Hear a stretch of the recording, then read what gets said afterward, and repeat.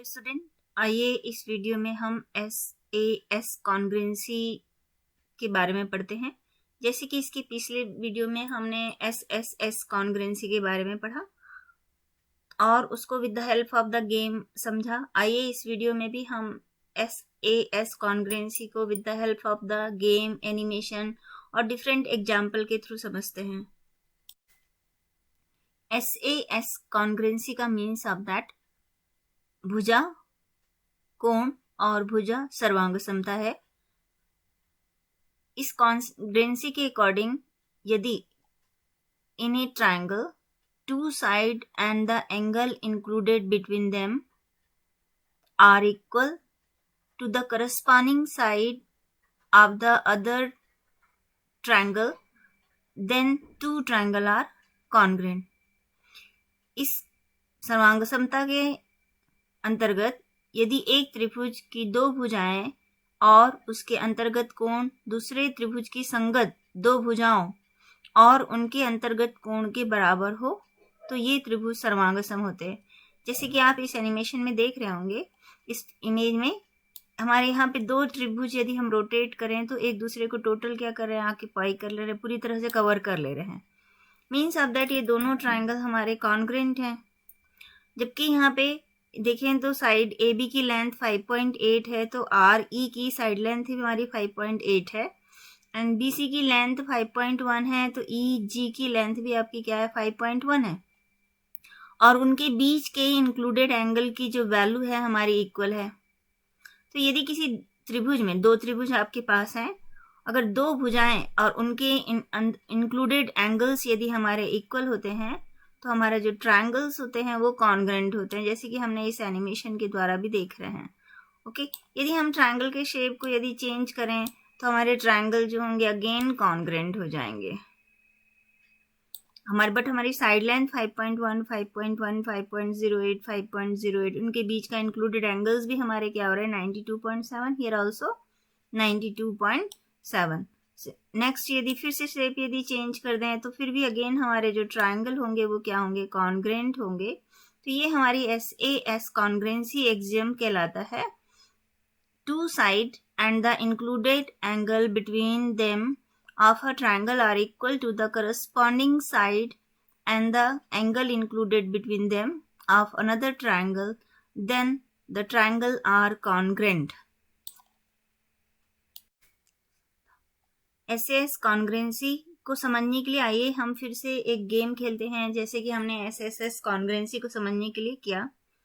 अगर हमें इस ट्रायंगल की कॉपी करना है जिसमें हमें one side one angle only given है, 5.5 सेंटीमीटर और 65 डिग्री ओनली गिवन है, तो हम ट्रायंगल को किस किस शेप में बना सकते हैं इसे देखते हैं। यदि हमें 5.5 सेंटीमीटर और एंगल 65 डिग्री ओनली नोन है तो सबसे फर्स्ट यदि हम 5.5 सेंटीमीटर बनाए और ये एंगल 65 डिग्री का बनाए तो ये अगर हम देखें तो इन तीनों ही ट्रायंगल में हमारी वन साइड की जो लेंथ है वो 5.5 सेंटीमीटर है और उनके बीच जो नेक्स्ट एंगल हमको गिवन है वो 65 डिग्री का गिवन है।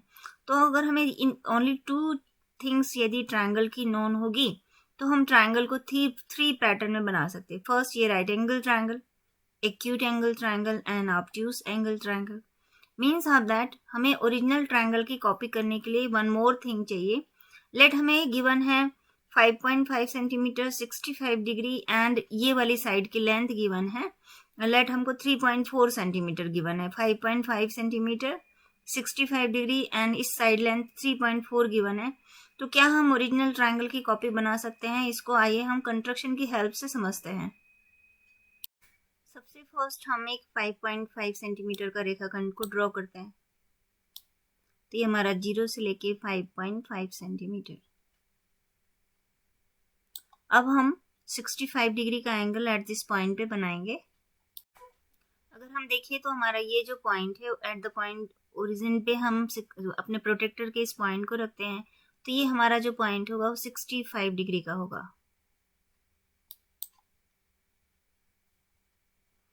अब हम इसको लाइन सेगमेंट की हेल्प से ज्वाइन करते हैं।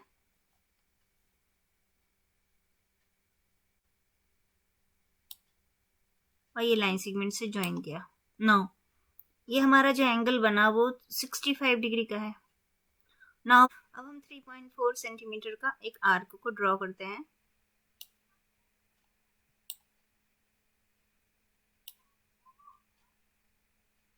तो जो हमारा न्यू पॉइंट होगा उस आर्क की जो लेंथ होगी वो 3.4 सेंटीमीटर की होगी।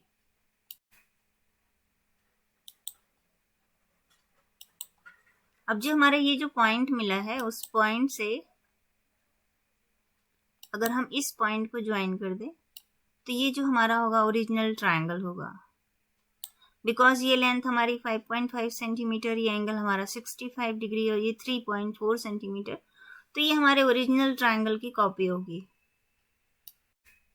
तो हमने देखा कि यदि हमें किसी ट्रायंगल का टू साइड और उनके बीच का इंक्लूडेड एंगल नोन हो तो हम ओरिजिनल ट्रायंगल की कॉपी कर सकते हैं। तो इसे ही हम SAS सर्वांग समता से रिलेटेड कर सकते हैं कि यदि हमें किसी ट्रायंगल की any two sides and the angle included between them of a triangle are equal to the corresponding side and the angle included between them another triangle, then the triangle are congruent. यदि कोई दो triangle आपके पास ऐसा है कि उनकी दो side और उनके बीच का इंक्लूडेड एंगल दोनों ट्रायंगल में सेम हो तो हमारे ट्रायंगल कॉन्ग्रेंट होते हैं। इट मीन्स ऑफ दैट उसके अनदर पार्ट्स इक्वल होते हैं। तो आइए with the help of example इसको अपन समझते हैं। तो एग्जाम्पल नंबर 4 में हमको गिवन है कि हमें एग्जामिन करना है कि हमारे जो ट्रायंगल है कॉन्ग्रेंट है कि नहीं। तो फर्स्ट क्वेश्चन हमको गिवन है कि AB is equal to 7 centimetre, BC is equal to 5 centimetre, angle B is equal to 50 degree. तो सबसे फर्स्ट यहाँ पे हमें इस पॉइंट को देखना है। एंगल B पॉइंट हम लेंगे, यहाँ पे angle B is equal to 50 degree given है। तो एंड AB की लेंथ आपको कितनी गिवन है, 7 सेंटीमीटर की गिवन है। तो अपन ऐसे ले लेते हैं, दिस इज BA, यहाँ पे हम ले लेते हैं 7 centimetre and angle B is equal to 50 degree and B to C is equal to 5 centimetre. तो let this is our BC and this is our 5 centimetre and angle B is equal to हमको given है 50 degree. अब हम इसको join कर लेते हैं। So this is our first triangle and second triangle में अगर देखें तो एंगल E पॉइंट पे हमें 50 डिग्री गिवन है और E टू F हमें 7 सेंटीमीटर गिवन है। तो E ये हमारा पॉइंट है E and this is E to F is given here 7 centimetre. Next D to E हमको अगर देखें तो लेंथ हमें 5 सेंटीमीटर की गिवन है। तो हम E लें और यहाँ पे हम D पॉइंट को लेते हैं because D to E length हमें 5 सेंटीमीटर की गिवन है। अब D टू F हम ज्वाइन करते हैं और एंगल E की वैल्यू हमें कितनी गिवन है, 50 डिग्री गिवन है। तो अगर हम देखें according to the SAS congruency से एंगल B और एंगल E आपका 50 डिग्री है, ये लेंथ आपकी 5 सेंटीमीटर है तो ये भी लेंथ 5 सेंटीमीटर है and B to A 7 centimetre है तो E टू F 7 सेंटीमीटर है। मीन्स इन दोनों ट्रायंगल में हमारी दो साइड और उनके बीच का इंक्लूडेड एंगल इक्वल है। ये साइड लेंथ इक्वल है एंड ये साइड लेंथ और ये साइड लेंथ इक्वल है, उनके बीच का इंक्लूडेड एंगल इक्वल है। Hence by the SAS congruency से हमारे ये दो ट्रायंगल क्या होंगे, कॉन्ग्रुएंट होंगे और उनके करस्पॉन्डिंग पार्ट्स क्या होंगे, B करस्पॉन्ड टू आपका हो जाएगा E, A करस्पॉन्ड आपका हो जाएगा F। अगर हम इनको रोटेट करके एक दूसरे के ऊपर रखना चाहें तो पॉइंट C जो है पॉइंट D के ऊपर आएगा। ओके, तो it means of that triangle BCA is congruent to triangle EDF। इसी के बेस पे आइए सेकेंड क्वेश्चन बी को करते हैं एंड क्वेश्चन नंबर बी में हमको गिवन है। अब करते हैं उसे हम। सबसे फर्स्ट यहाँ पे देखिए तो एंगल A 60 डिग्री और here the angle D 55 degree. Okay, तो यदि हम एंगल A को यहाँ पे लें और यहाँ पे पॉइंट D को ले लेते, पहले सबसे फर्स्ट अपन जहाँ जिस पॉइंट पे हमें एंगल गिवन है उस पॉइंट को लोकेट करते हैं। Now A to B is 4.5 centimeter. A to B is 4.5 centimeter. And यहाँ पे देखिए तो हमारा F to D 4.5 सेंटीमीटर है, तो D पॉइंट तो हमने ऑलरेडी लिया है, ये पॉइंट हो गया हमारा F, it is 4.5 centimetre. Next A to C हमें 4 सेंटीमीटर का गिवन है. A to C is equal to 4 centimetre and this angle is 60 degree and D to E is given here 4 centimeter and this angle is 55 degree.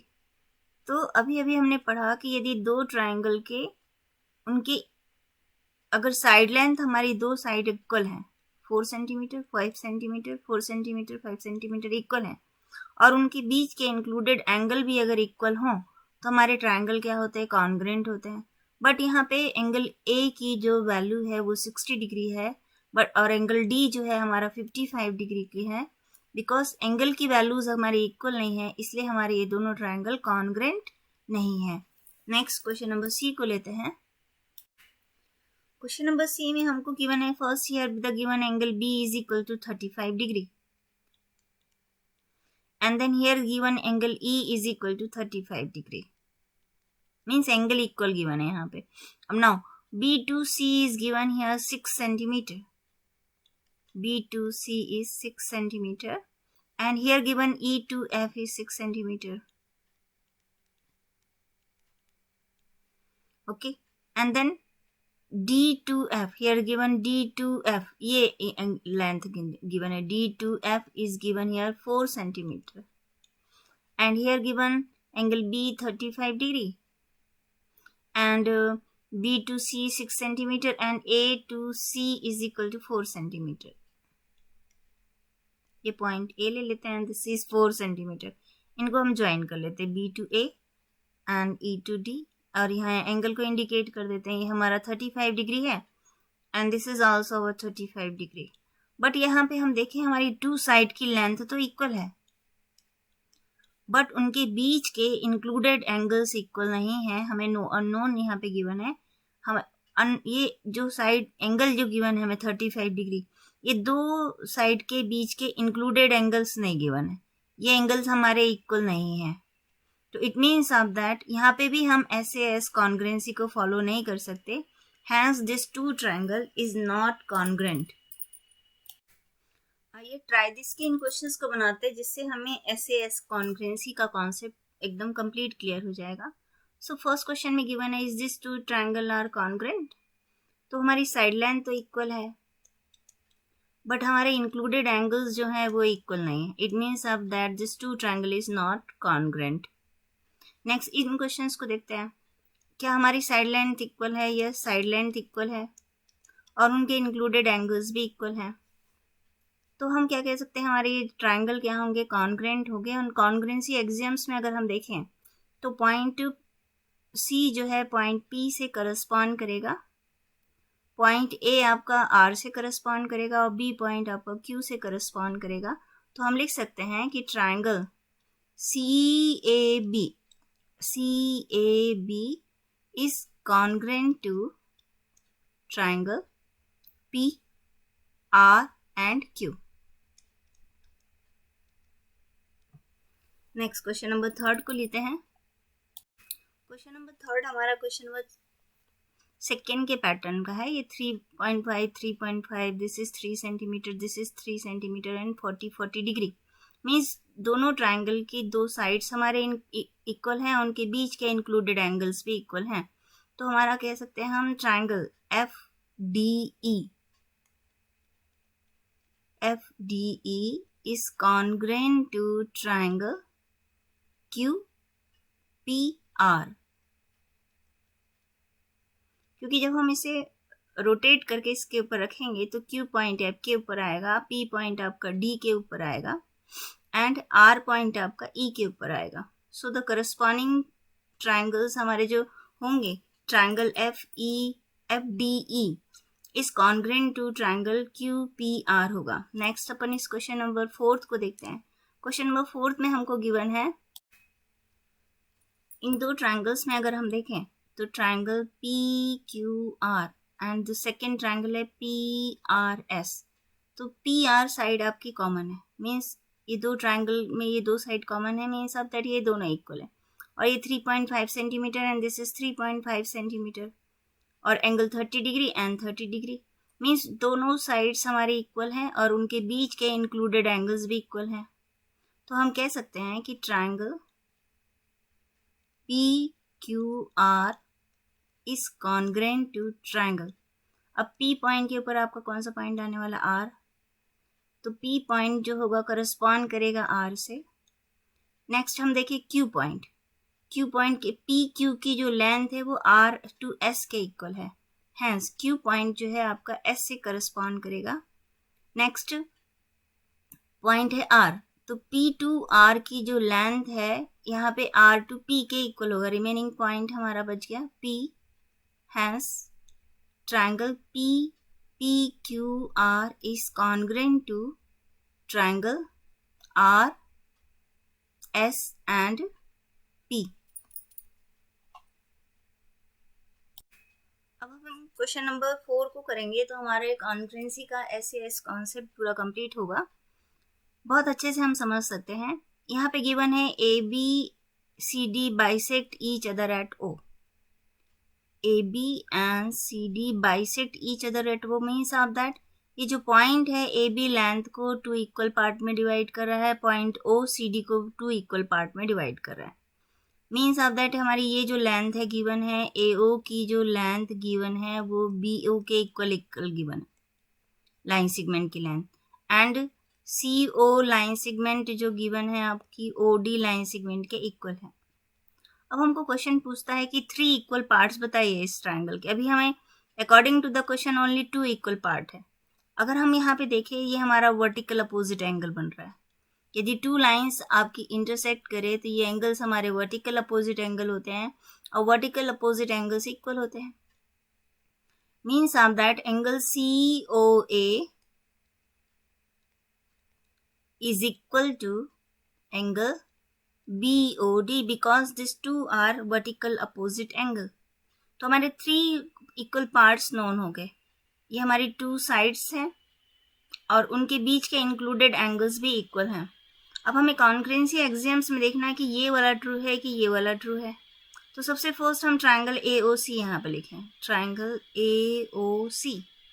अब AO part के ऊपर यदि हम देखें तो AO पार्ट के ऊपर आपका कौन सा पार्ट आने वाला है, BO, मीन्स पॉइंट O जो है हमारे यहाँ कॉमन है।